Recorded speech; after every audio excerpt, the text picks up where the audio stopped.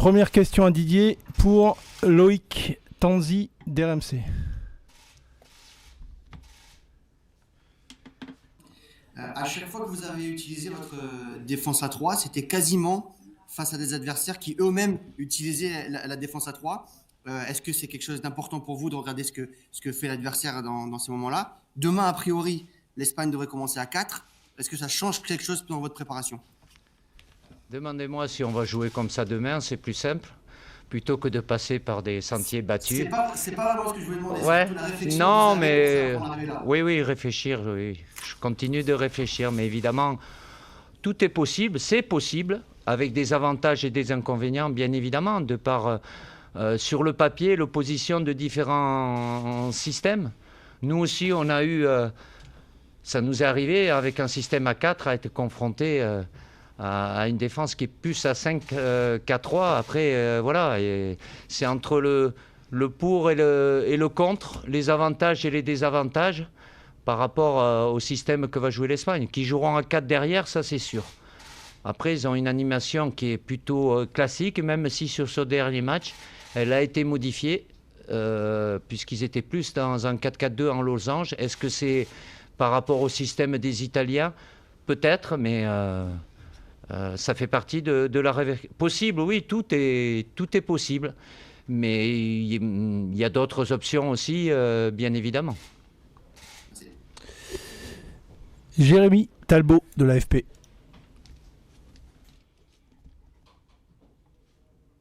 Bonsoir Didier. Une petite question sur Adrien Rabiot pour commencer. Comment le groupe a accueilli cette nouvelle? Est-ce que c'est de nature à la perturber éventuellement le groupe? Et une question subsidiaire sur l'état de santé de vos autres joueurs. Est-ce que tous les joueurs sont aptes pour le match de demain? Bah écoutez, on a eu cette nouvelle au réveil, puisque les résultats du test PCR qu'on avait fait hier étaient accessibles que ce matin à partir de 8h. Donc les joueurs l'ont appris avant le départ de Turin en bus. Évidemment, c'est une mauvaise nouvelle. Et puis, dans une situation sanitaire qui s'améliore de jour en jour, voilà, ça nous rappelle un peu que la crainte est toujours là. Donc, écoutez, le groupe perturbé, c'est toujours pas un moment agréable. On a été d'une certaine façon rassuré, l'ensemble du groupe, puisque nous avons effectué à notre arrivée à Milan un test antigénique et tout le monde est négatif. Donc voilà, après sur les joueurs disponibles, comme vous le savez, Lucas Digne est parti aussi parce qu'il avait un problème à un ischio. Donc nous serons plus que 21, mais ils sont censés être disponibles pour demain. Damien Degord de l'équipe.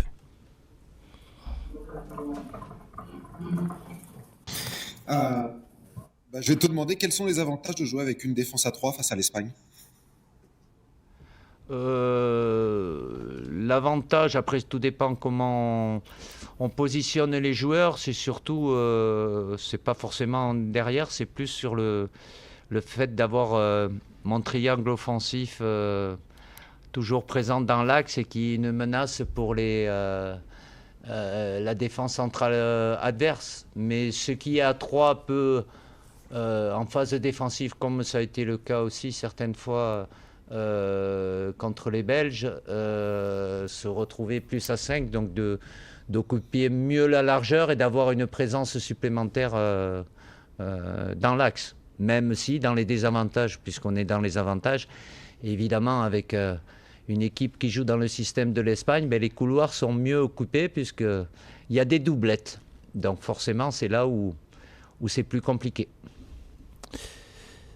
Simon Evans de Reuters.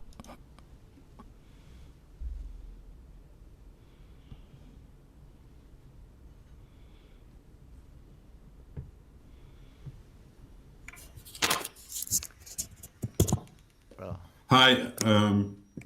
The COVID case there gives you a problem in the center of midfield. Is Aurelian Tchouameni, is he ready for a game like this? He's been playing very well and made some good impressions. And possibilities on Paul Pogba in this system with two central midfielders like that. with the defensive responsibility for Paul. Est-ce que vous pensez qu'il y aura une responsabilité ultérieure pour Paul au niveau de la défense? Non, non, ça va pas changer. Adrien Rabiot va pas être là, mais j'ai d'autres joueurs que j'avais sélectionnés qui sont capables de rembrasser Adrien. Mais Paul, je vais pas lui augmenter sa responsabilité défensive. Évidemment, dans le système dans lequel on a joué contre la Belgique, il est plus important que dans une position qu'il a quelquefois avec son club Manchester United, où il joue plus sur le côté gauche.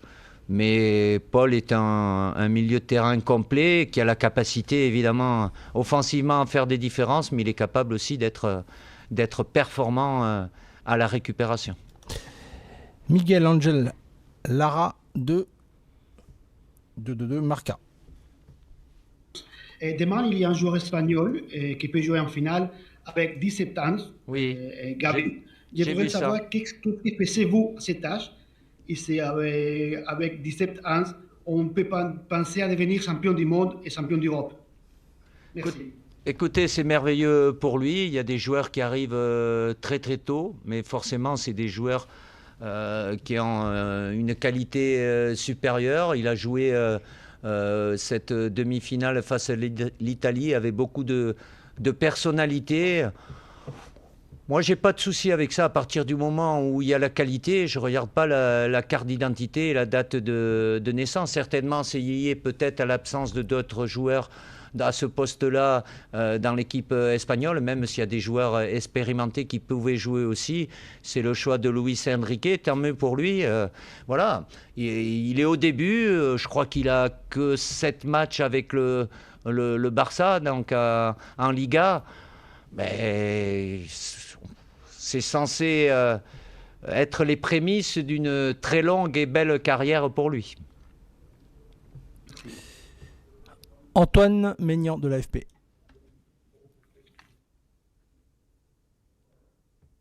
Oui, bonjour Didier. Demain, Antoine Griezmann pourrait enchaîner son 7e match de suite et surtout rentrer dans le club des centenaires. Se rapprocher peut-être aussi du record de buts de Thierry Henry. Ça fait pas mal de chiffres. Qu'est-ce que ça dit de sa fiabilité depuis toutes ces années avec vous?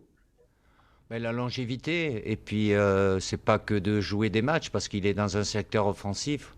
Regardez son efficacité à travers les buts qu'il fait marquer, les buts qu'il a marqués. Donc il est sur cette série de matchs consécutifs auxquels il a tous participé. Il a eu le bonheur aussi de ne pas avoir de soucis physiques. Il a eu très peu de problèmes, enfin pas de blessures graves, et j'espère que ça continuera. Et parce que depuis bien longtemps, depuis qu'il est arrivé en équipe de France, même si c'est avec moi, il n'avait pas ce statut peut-être qu'il a eu après de titulaire, mais depuis l'Euro 2016, c'est un joueur qui est ultra performant et ultra important pour l'équipe de France. Nicolas Le Gardien de Sud-Ouest. Bonjour Didier. Oui. Deux petites questions. La première, c'est craignez-vous le jour de récupération en moins qui avait coûté cher, notamment en finale de l'Euro? Et la deuxième, vous allez retrouver Aymeric Laporte dans l'équipe en face. Qu'est-ce que ça vous inspire? Est-ce que vous avez pu parler avec lui depuis sa décision de jouer pour l'Espagne? Écoutez, dans l'idéal, par rapport à notre adversaire, c'est toujours mieux d'avoir 4 jours que 3 jours. 4 ou 5, sincèrement, il n'y a pas grande différence. Mais entre 3 et 4, oui. Bon, ça aurait pu être pire si on avait joué des prolongations. L'Espagne a été à Milan et resté à Milan. Bon, voilà. Est-ce que ça aura un impact sur l'aspect physique? On fait tout, je ne vous cache pas, et on continuera aujourd'hui et encore demain pour optimiser la récupération, bien évidemment, pour les joueurs qui ont joué. Donc, ça ne va pas nous servir... on ne va pas commencer à trouver et on n'en cherchera pas de toute façon d'excuses, mais c'est comme ça. On le savait dès le départ, même si c'était un avantage le jeudi d'avoir un jour de plus de préparation, surtout par rapport aux joueurs qui jouent le dimanche. Mais là, on l'a en moins, quoi. En ce qui se concerne Emerick, non, je n'ai pas eu l'occasion de lui reparler, mais comme je vous l'ai déjà dit, lorsqu'il a pris ce choix, il avait cette possibilité-là. Voilà, je suis content pour lui. Il a joué avec cette équipe d'Espagne à l'Euro. C'est un titulaire dans cette équipe. Il sera en face. Il a été avec nous. Aujourd'hui, il est avec l'Espagne. Voilà, moi, il n'y a pas de situation particulière. C'est son choix. Je le respecte. Et quand il a fait ce choix-là, ben, c'est sa voie et qu'elle soit la plus belle possible pour lui. Même si demain... Ben, les routes vont se croiser, ça forcément. Javier Cáceres de Süddeutsche Zeitung.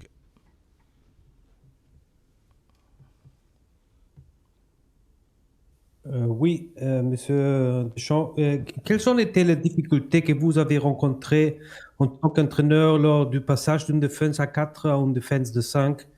Et quelles sont les consignes que vous avez données à Raphaël Varane, qui semble être une sorte de commandant de la défense? Ben, les difficultés, après, il y a des avantages et des inconvénients. Tout dépend ce que propose l'adversaire aussi, le système de l'adversaire. Je ne vais pas vous dire c'est comme ça. Ça dépend, c'est un rapport de force. Il y a des avantages aussi pardon, par rapport à de jouer à 4. Tout dépend les latéraux que l'on a. Si on a la possibilité d'avoir 3 centraux, où c'est qu'il y a la complémentarité aussi. Donc...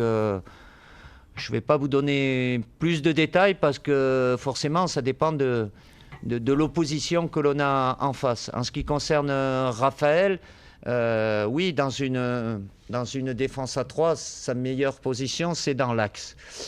Je le savais, même si à l'Euro, je l'ai utilisé axe droit.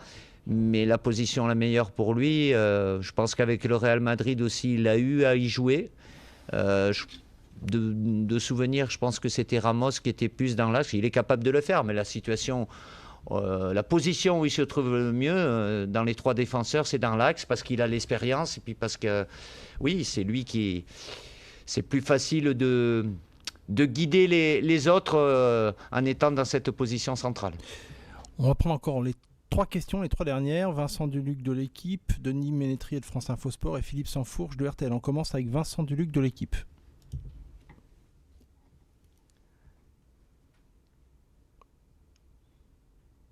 Oui, bonjour Didier. Oui, bonjour.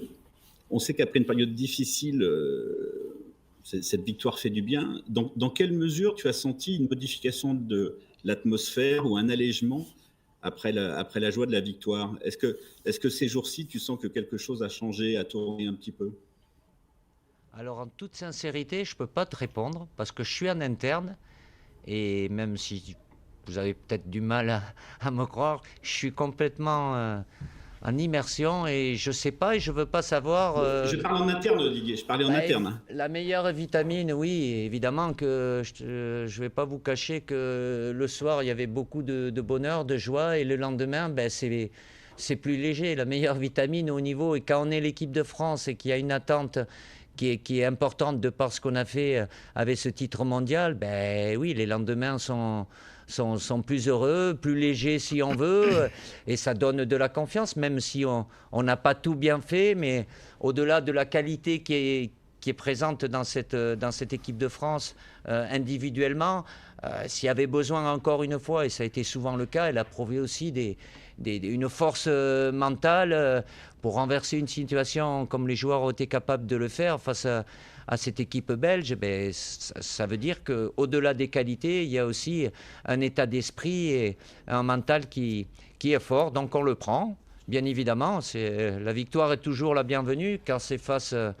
à la nation qui est classée première au classement FIFA depuis de très très longues années. Ben, ça met encore plus de valeur sur notre performance. Denis Ménétrier de France Info Sport.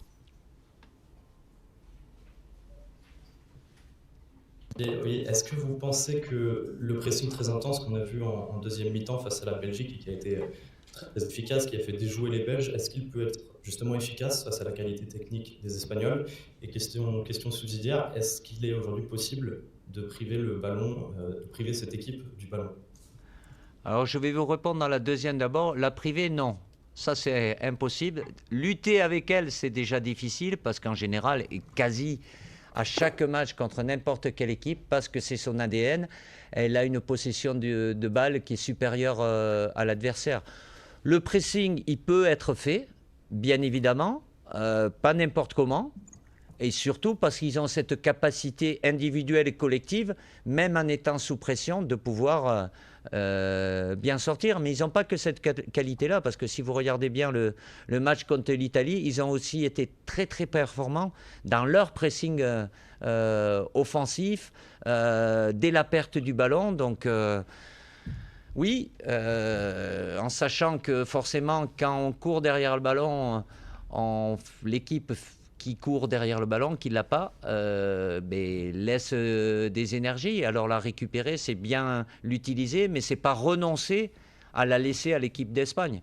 Qu'elle l'ait plus, c'est fort probable, mais faire en sorte que nous aussi, on fasse en sorte de l'avoir le plus possible.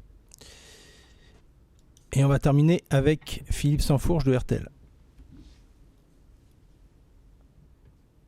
Pour continuer sur cette équipe de l'Espagne qui est en train de revenir à son plus haut niveau, elle a quand même quelques absents et puis elle manque aussi un petit peu d'expérience des joueurs jeunes. Est-ce que vous assumez le rôle de favori demain ou pas? Si vous voulez, de toute façon, assumer ou pas, c'est pas nous qui... On va pas s'auto-proclamer favori ou pas. Après, pourquoi pas, mais... Cette équipe d'Espagne, elle est rajeunie, bon, de par la présence de certains jeunes ou très jeunes joueurs, mais elle a aussi des joueurs expérimentés. Donc, peu importe les joueurs, elle maintient sa qualité de jeu. Donc, qu'il y ait une expérience un peu plus importante de notre côté, oui. Bien évidemment, d'avoir déjà un vécu, une expérience du très haut niveau, mais ce n'est pas pour ça que ça va nous donner des garanties sur ce qui se passera demain. Donc, je ne vais pas considérer ça comme un atout. On sait très bien que demain, il faudra tous les ingrédients pour faire en sorte d'aller chercher ce titre.